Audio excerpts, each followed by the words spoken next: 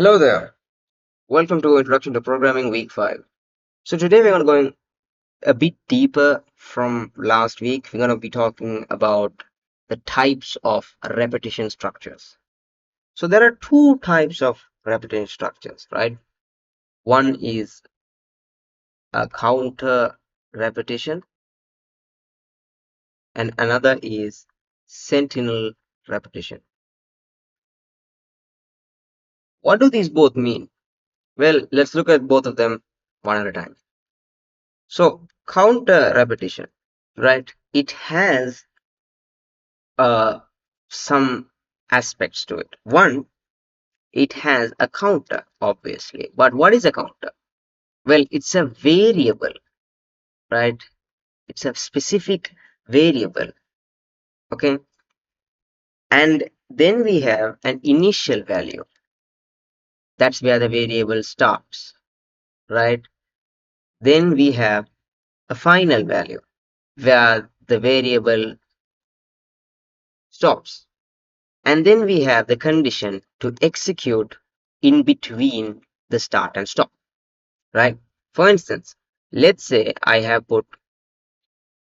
use the for loop. For loop has three parts: the initial, the final, and until condition, and what to do in between. So usually you can see something like this, which is increment a bit. So let's say I starts at 0 and we have put something like for I is less than or equal to 10, right? So you're going to get what, 11 counters here, because remember we're counting 0, right? So if I is equal to 0 over here, right, so it'll go 0, 1, 2, all the way, and because there's an equal sign, it'll go up to 10. So counting the 0, that gives us 11 repetitions for this, right? So here this is a counter repetition, okay? whereas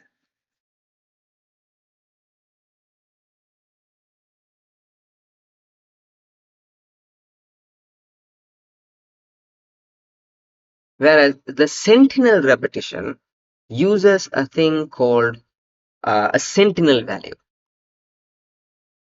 Well, what does it mean, sentinel? So what does it mean? Well, it means that the program will keep on looping until a specific value is reached. Now, this is just classifications of repetition, right? Now we have specifically said I is until I is this value, do this. Sentinel repetition means while stuff. So while until we get our answers, a correct answers, this repetition will be keeping on looping. So I believe that sentinel repetition is used mainly for validation purposes, whereas counter repetition is used for doing a specific function again and again and again for a set number of times, right? So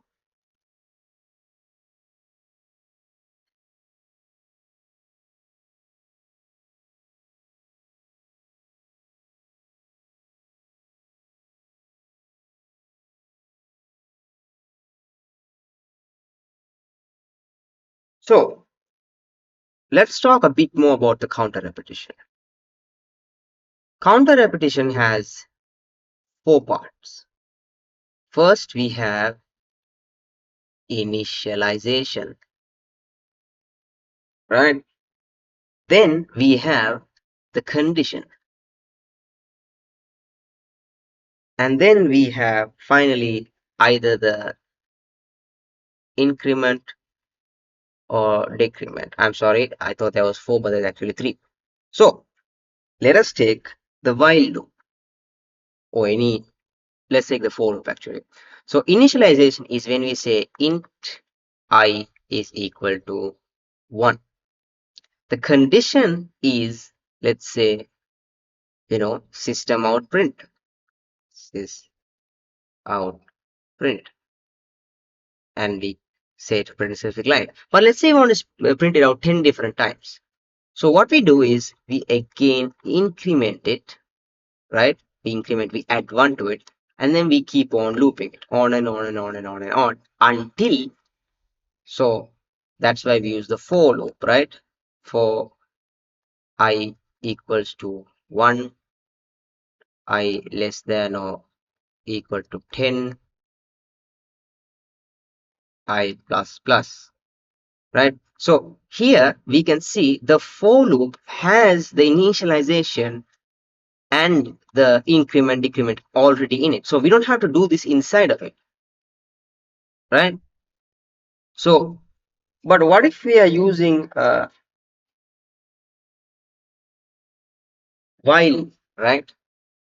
So we can also do this inside a while loop, whereas we can say while I is less than or equal to 10, right? Where we have to initialize I first already. I is 1, or I is an amount.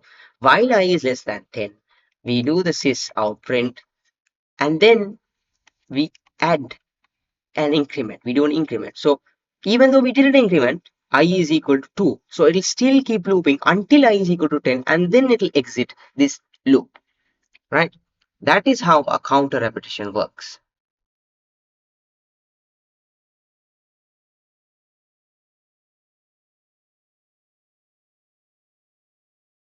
Now let us talk about sentinel repetition. So as I said, sentinel repetition is used in validation checks. Okay. For instance, let's say we want specific answers. Like we want to ask whether from the user whether they want something, and they had to put either a Y or an N. Now, what if they put gibberish like a letter G, H, L, or even Z? Well, these are not valid inputs. But how can we tell them these are not valid inputs and still get the input again? Well, that's why we use the while loop, right? For instance, we can use while set value is not equal to it. For instance, how about we ask a number between 0 and 10, right? So while the number x is greater than 10